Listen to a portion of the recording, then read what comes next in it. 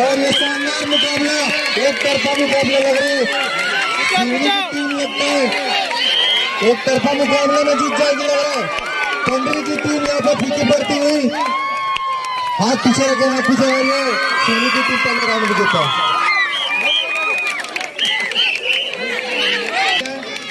अगर सिवनी की टीम ये राउंड में जीत जाती है तो सिवनी की टीम विजेता घोषित हो जाएगी।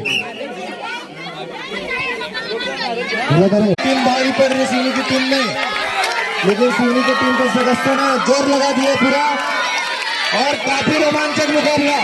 दर्शकों के लिए भी स्वागत है अपने अपने टीम के सदस्यों को। और यदि सिवनी की टीम जीतती है, इस तरह से सिवनी की टीम विजेता घोषित।